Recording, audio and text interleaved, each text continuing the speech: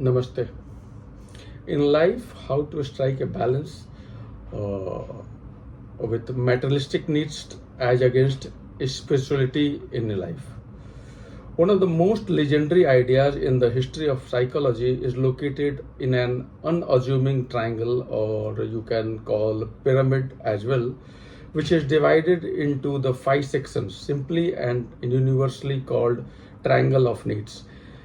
This profoundly influential triangle first saw the world in an academic journal in USA in 1943, where it was crudely drawn in black and white and surrounded by dense and jargon-rich text.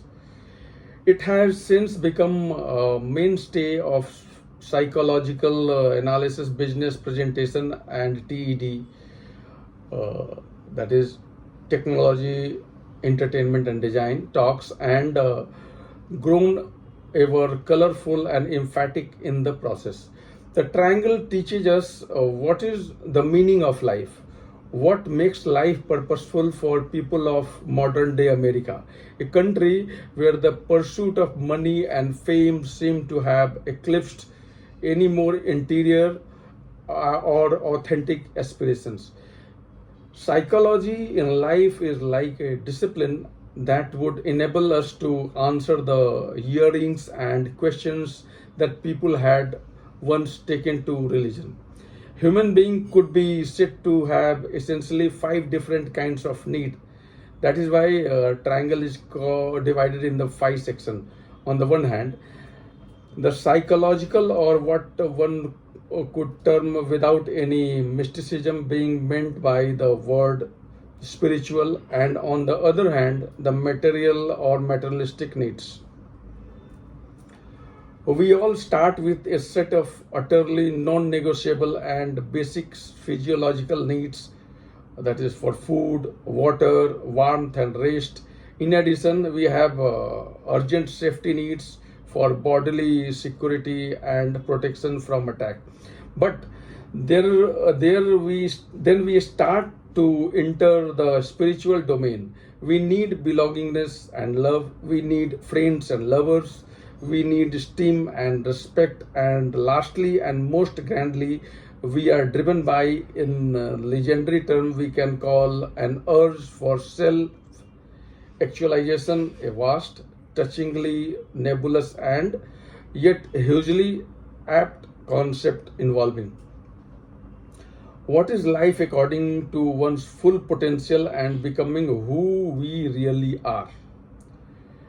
Part of the reasons why the descriptions of these needs laid out in triangle form has proved so persuasive in the capacity to capture with elemental simplicity a profound structural truth about human existence. In life, we came across with a set of very large question and answers that tend to confuse and perplex us viciously, particularly when we are young. Questions are, namely, what are we really after? What do we long for? And how do we arrange our priorities and give due regard for the different and competing claims we have on our attention? What should be the shape of ideal well-lived life? Proposing at once that we cannot live by our spiritual calling alone, but also that it cannot be right to remain focused only on material either.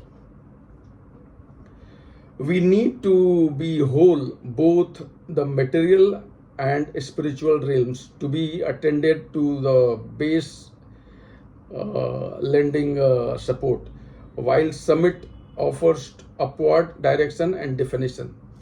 One should be always rebutting from two kinds of jealous. Firstly, over ardent spiritual type, what might urge us to forget entirely about money, housing, a good insurance policy, enough to pay for the lunch, but Additionally, in life, one also has to fight against extreme hard-nosed pragmatists who might imply that life was simply a brute process of putting food on the table and going to the office.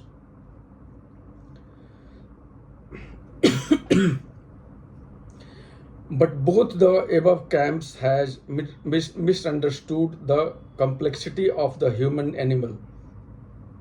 Unlike other creatures, we truly are multifaceted, called at once to unfurl our soul according to its inner destiny and to make sure we can pay the bills at the end of the month.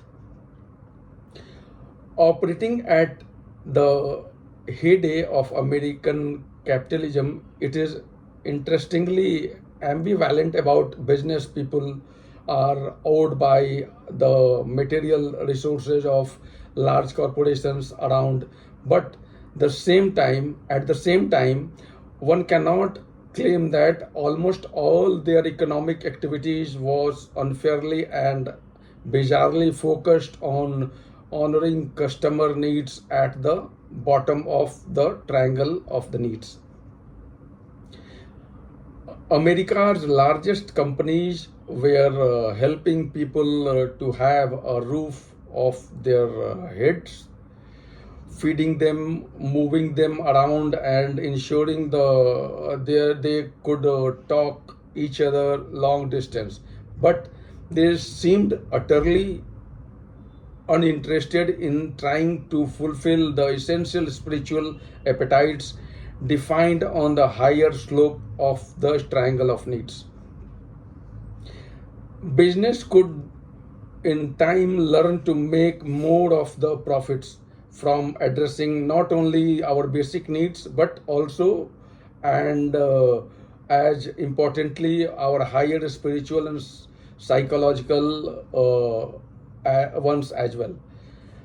That would be truly enlightened capitalism in the personal sphere. Triangle of the needs, it remains a hugely useful object to turn to whenever we are trying to assess the direction of our lives, often as we reflect upon it. We start to notice that we really have not arranged and balanced our needs as wisely and elegantly as we might. Some lives have got an implausibly wide base. All the energies seem directed towards material accumulation. At the same time, there are lives with the people problem, opposite problem, where we have not paid due heed to our needs, to look after our fragile and vulnerable body. In life, simple visual cue is above anything else. A portrait of a life lived in harmony with the complexities of our nature. We should, at our less frantic moments, use it to reflect with newfound focus on what it is we might do next. Thank you.